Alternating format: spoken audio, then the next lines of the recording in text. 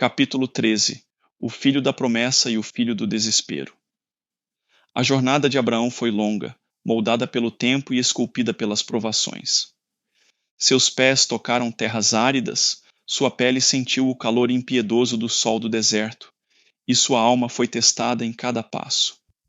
Mas agora, ali estava ele, diante da terra que eu lhe havia prometido, onde os campos se estendiam como um tapete verde e os rios serpenteavam entre colinas douradas pelo sol. O vento soprou suave como um sussurro meu, abraçando seu rosto cansado, e em seu coração nasceu a certeza de que havia chegado ao lugar que preparei para ele. Mas as promessas são como sementes que precisam do tempo certo para florescer. Abraão e Sara esperaram. Viram os dias se arrastarem, viram as estrelas encherem os céus noite após noite, promessas cintilantes de um futuro que parecia cada vez mais distante. O tempo, aquele que molda todas as coisas, pesava sobre eles. Seus corpos já não tinham o vigor da juventude, e a fé, que antes brilhava com força, oscilava entre a esperança e a dúvida.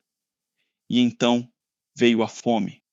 O sol queimou os campos, as colheitas secaram, os animais enfraqueceram.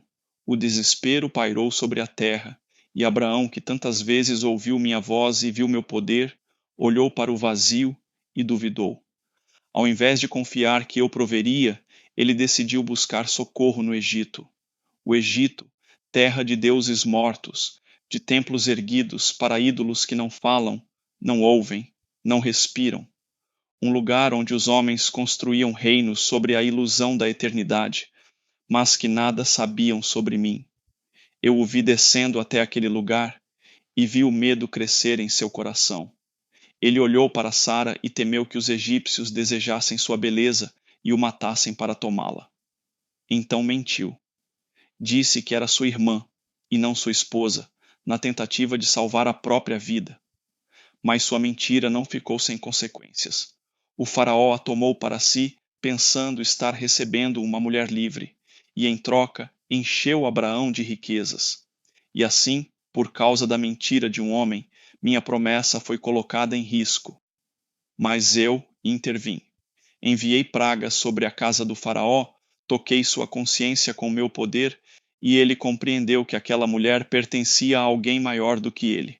Furioso, devolveu Sara e expulsou Abraão do Egito.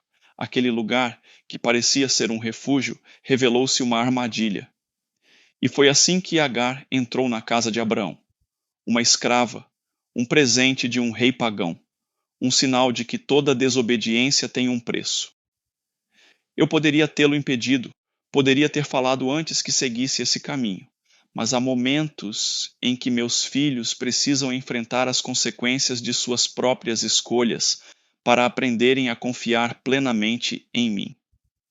O tempo passou, e Abraão e Sara retornaram à terra que lhes prometi. Mas algo havia mudado. A espera era pesada demais.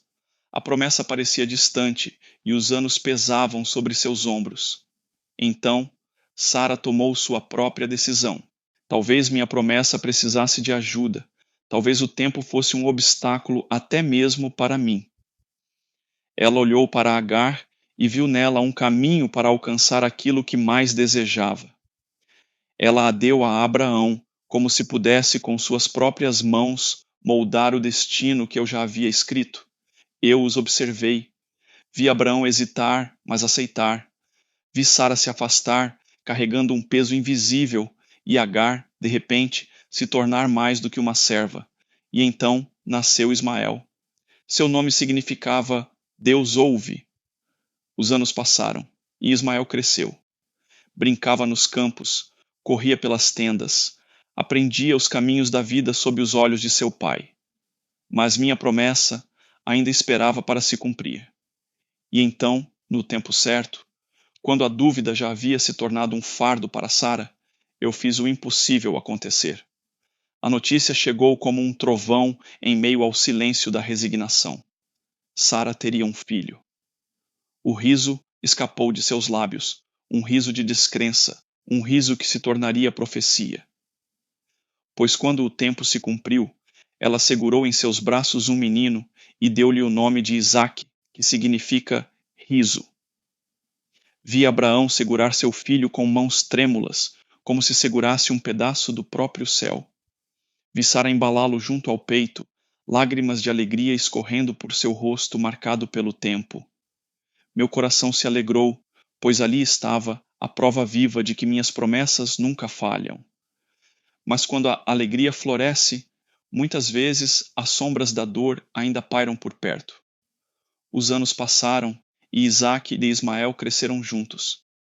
Mas algo no coração de Sara se inquietava. Ela via os dois meninos brincando, correndo lado a lado, e um temor tomou conta dela. Ismael era mais velho, forte, já conhecia as palavras do deserto e os caminhos do vento. Mas Isaque era o filho da promessa, e no coração de sua mãe nasceu o medo de que seu primogênito fosse deixado para trás. Então, Sara veio até Abraão e pediu que Agar e Ismael partissem. E Abraão ficou angustiado. Ismael era seu filho, carne de sua carne, e despedi-lo era um fardo pesado demais. Mas eu lhe falei ao coração, lembrando-lhe de que meus olhos nunca se afastariam de Ismael. Então Agar e seu filho partiram para o deserto. O sol queimava, a água se esgotou, os passos se tornaram pesados. Quando Ismael enfraqueceu e caiu, Agar, desesperada, o colocou à sombra de um arbusto e se afastou, pois não suportava vê-lo morrer. Suas lágrimas tocaram a terra seca, e naquele momento eu enviei meu anjo. Não temas, Agar. Deus ouviu a voz do menino onde ele está. A fonte jorrou diante dela, cristalina, viva, pois eu não deixaria o filho de Abraão morrer. Ela levantou os olhos, tomou seu filho nos braços e bebeu da água que eu lhe havia dado.